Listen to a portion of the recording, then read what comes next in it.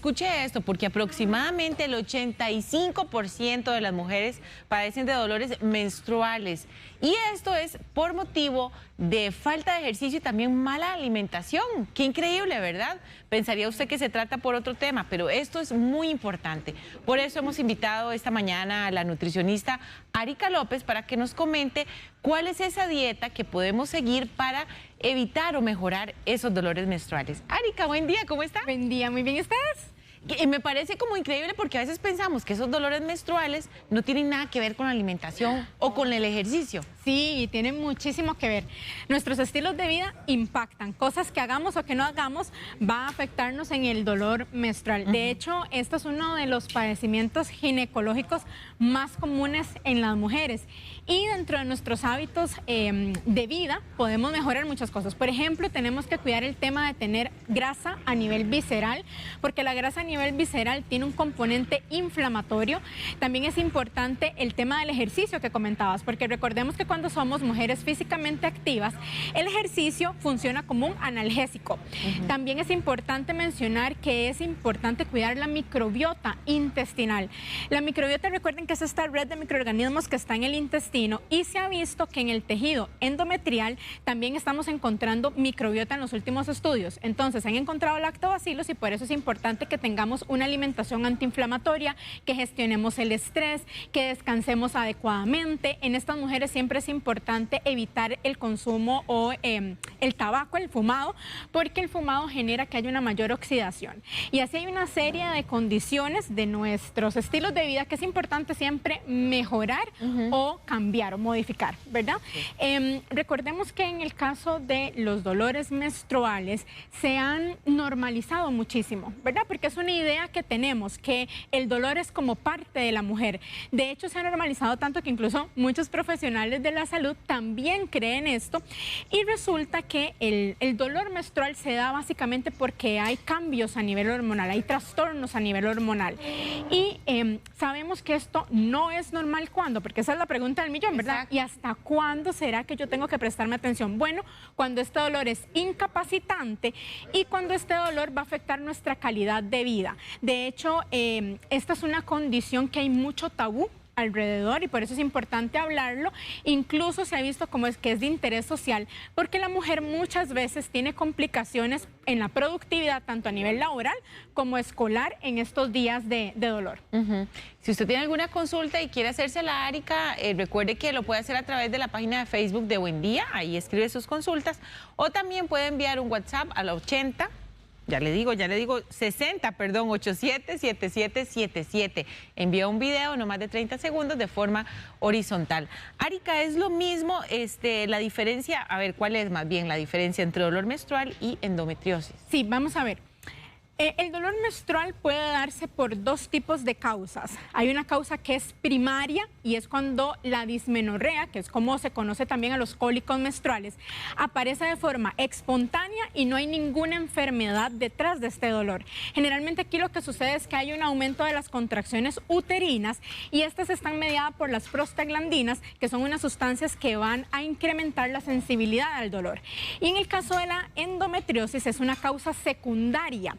Recordemos que la causa secundaria se va a dar cuando viene la dismenorrea o el dolor a causa de una enfermedad, que puede ser que haya un tumor, que hayan por ahí quistes, que haya una infección, pero lo que vemos actualmente más en la consulta es que aproximadamente el 20% de mujeres que son adultas y que presentan dolor menstrual, quiere decir que hay endometriosis detrás, y esta es una enfermedad que causa dolor.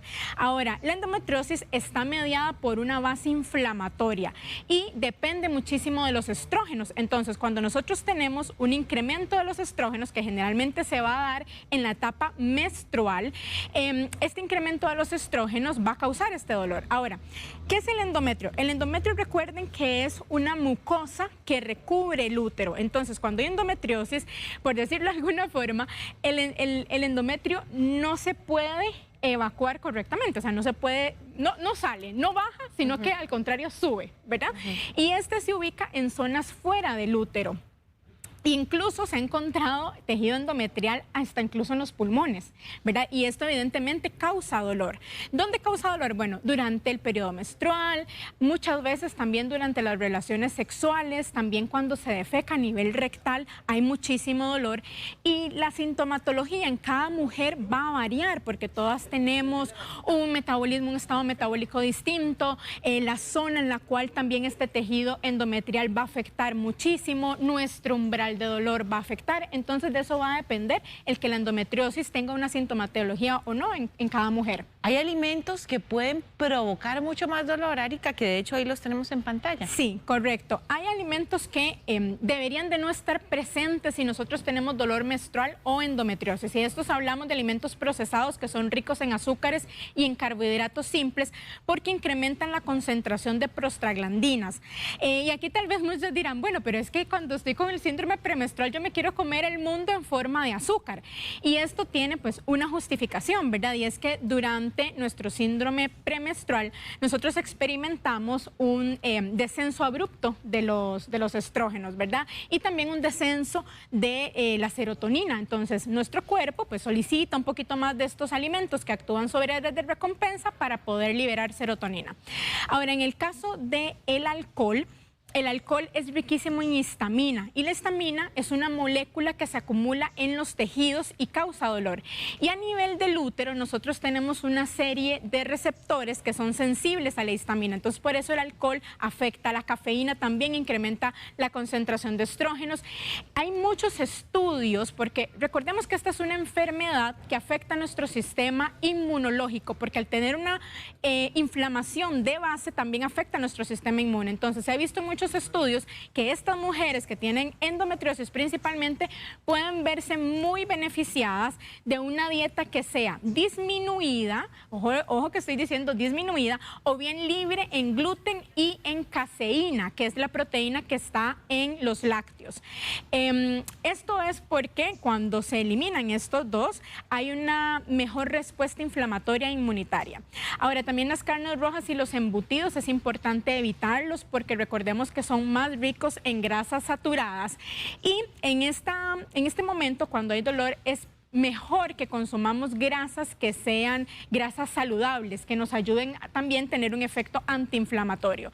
El maní, de verdad, definitivamente, porque es un alimento que es un poco más inflamatorio, tiende más a ser alergénico y disruptores endocrinos, que eso es sumamente importante de mencionar, porque hay muchas sustancias a las que nuestros cuerpos están sometidos todo el día, por ejemplo, químicos que hay en los alimentos, aditivos, preservantes, pesticidas, hay mucha contaminación también de mercurio, de plomo, por ahí también hay un poco de agentes que están a nivel del plástico y todo hoy lastimosamente viene en plástico y todos estos son disruptores endocrinos que es mejor evitar si nosotros tenemos dolor menstrual o bien endometriosis. Hablemos de los alimentos ricos en magnesio, esos alimentos que nos ayudan a sentir una mejoría. Claro, una mejoría. El magnesio es de los minerales que son base en este tratamiento porque el magnesio se conoce como el mineral relajante. Ayuda en la contracción muscular relajando el músculo. Entonces por eso es vital que nosotros incluyamos. Y de hecho hay muchas mujeres que tienen deficiencia de magnesio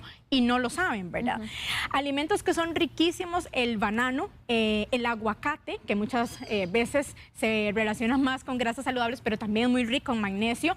Las calabacitas, que es una semilla que casi no... ¿Están aquí? Esas mismas, sí.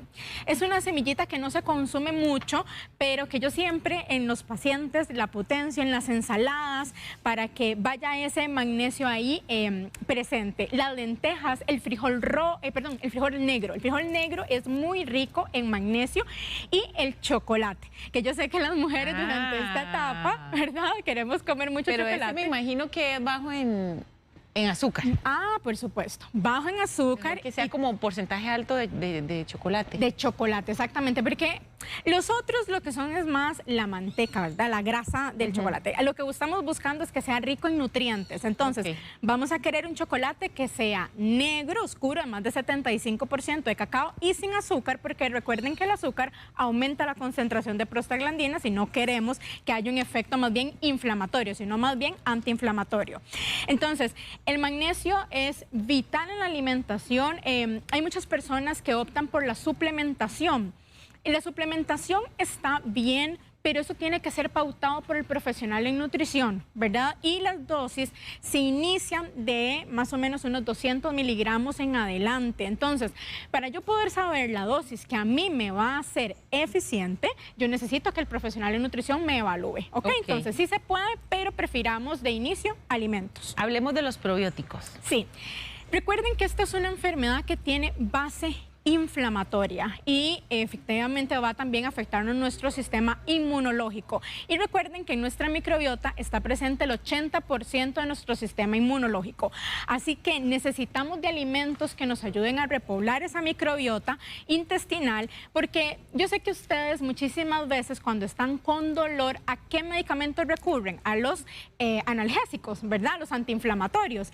Y resulta que el uso de estos medicamentos más bien lo que hace es dañar nuestra microbiota intestinal. Así que nosotros ocupamos reponerla y están el top 3 de alimentos para esto, que es el kefir, que ahora es más fácil de conseguir en los supermercados, que es una bebida fermentada, y está también el yogur.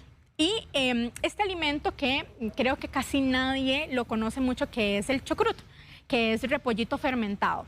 El chucrut, eso sí, tiene que irse midiendo tolerancia. Los probióticos o los alimentos que son ricos en probióticos, es importante mencionar que al inicio, cuando una persona tiene mucha disbiosis, es decir, cuando hay mucho desequilibrio a nivel de la microbiota, desde un inicio es preferible arrancar con modificar nuestros hábitos y después ir incrementando el consumo de probióticos. No es porque aquí decimos que es bueno, vamos a comer un montón de inicio, porque más bien puede causar un efecto contraproducente, porque nuestra microbiota tiene como un pleitillo, ¿verdad? Entonces, tenemos que ir paso a paso.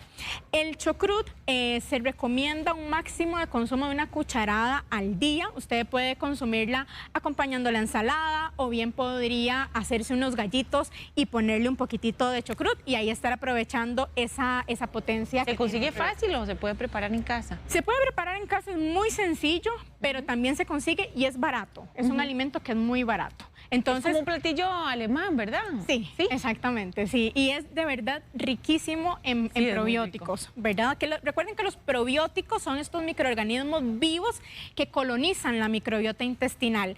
Entonces, en el caso, por ejemplo, del yogur, generalmente vamos a encontrar una o dos, máximo 3 tipos de cepas bacterianas.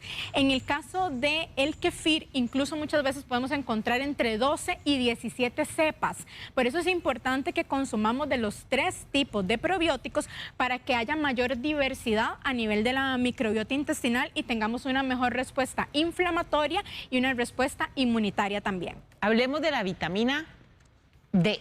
Vitamina D, importantísima. Bueno, yo siempre en la consulta, en los pacientes que tienen enfermedades inflamatorias o autoinmunes, solicito el examencito de vitamina D, porque siempre es importante saber cómo está nuestro nivel de esta vitamina, que es indispensable porque es inmunorreguladora, es decir, nos va a ayudar en esta respuesta que tiene el sistema inmune en la defensa ante las enfermedades. Entonces, hay alimentos que son ricos en vitamina D, que en este caso va a ser la yema del huevo y la sardina, que yo siento que hemos perdido un poquito el consumo de sardina.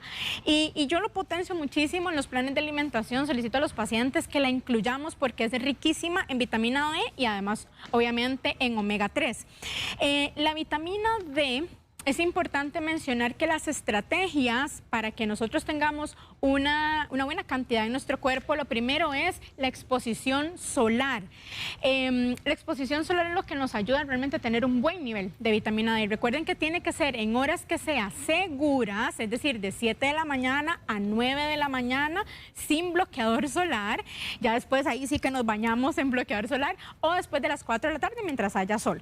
Luego, acudir a la alimentación, y como una tercera estrategia, si hubiera deficiencia o insuficiencia de vitamina D, entonces ahí suplementar de la mano del profesional. No se automediquen o no se compren el suplemento y ustedes indicarse la dosis. No, es siempre mejor por el profesional. El omega 3 no puede faltar, ¿verdad? Tampoco. No puede faltar, ya lo dijiste, porque es antiinflamatorio y además es antioxidante.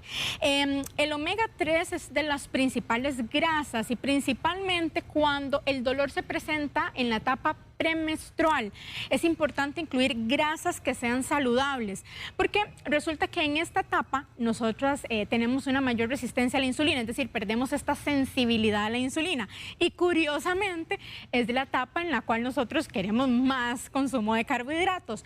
Pero de verdad que les aseguro que si hacen esta modificación de en lugar de comer tanto carbohidrato, y carbohidrato que es rico en azúcares y en harinas refinadas, lo cambiamos por grasas saludables, van a experimentar una reducción importante del dolor. Así que alimentos, por ejemplo, como la linaza, que yo sé que además les encanta en la casa consumirla, y también aceite de oliva, las almendras, el aguacate, las aceitunas, son alimentos que son riquísimos en omega 3.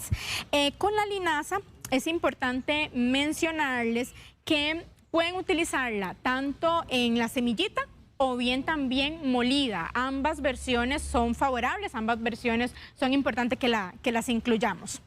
Perfecto, bueno, ojo con todos esos alimentos que Arika nos está dando para que así usted mejore esos dolores menstruales, ¿verdad? Y además yo siento, Arika, que no solo para eso, es para alimentarse de una forma saludable. Es para alimentarse de una forma saludable, correcto. De hecho, en casos de endometriosis, que es como este dolor menstrual que es totalmente incapacitante en muchos casos, se utilizan, bueno, yo utilizo en mis protocolos de alimentación siempre también plantas que son adaptógenas, porque ocupamos que nuestro cuerpo pueda adaptarse mejor al estrés.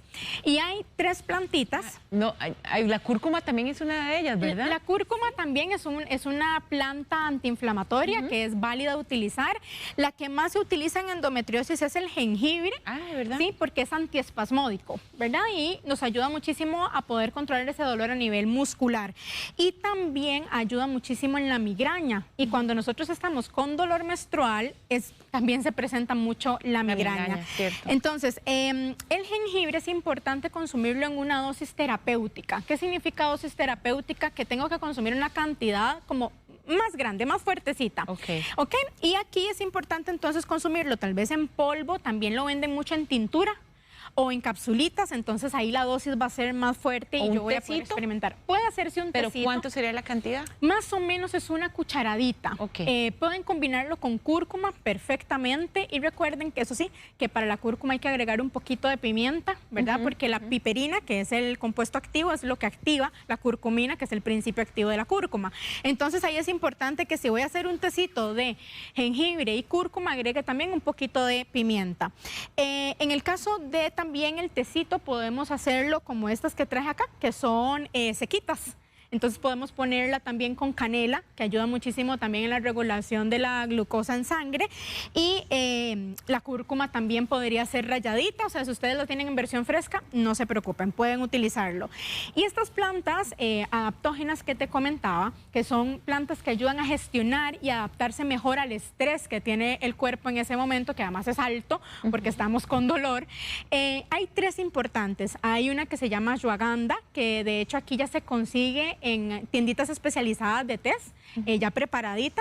También está la rodiola y también está el reishi. El reishi es una seta medicinal, es un hongo medicinal y ayuda muchísimo también con la gestión del dolor en estos casos. Entonces, pues una alimentación balanceada, equilibrada, que incluya todos estos nutrientes y que además también nosotros removamos, porque muchas veces me preguntan, ¿y es que tengo que eliminarlo por completo para siempre?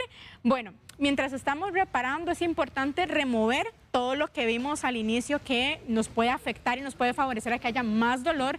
Y después de eso, ya cuando todo esté normalizado, uno puede ir pensando un poquito en la reintroducción. Principalmente es con gluten y caseína, que la gente se dice, bueno, ¿y será que nunca más el gluten?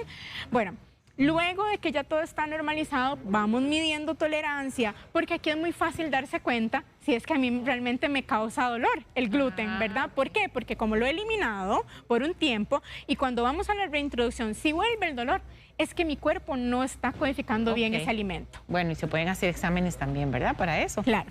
Arika, muchísimas gracias por acompañarnos esta mañana. Si usted desea más información, están apareciendo en pantalla los números de teléfono que se los voy a pasar: 2272-9455, el 8549-1481 o el 8714-9190. También usted la puede seguir en sus redes sociales, en Instagram, como doctora Arica-nutricionista, tanto en Facebook como en Instagram. Así es, sí. En Facebook es Bienestar. Tengo que cambiarle el nombre para que me encuentre más rápido. Bienestar, y en Instagram como doctora Arica, sí, nutricionista. Sí, siempre Buen día, es un placer. Arica. No, siempre es un placer traerles consejos útiles. Siempre es un placer tenerla aquí en la casa. Muchas gracias.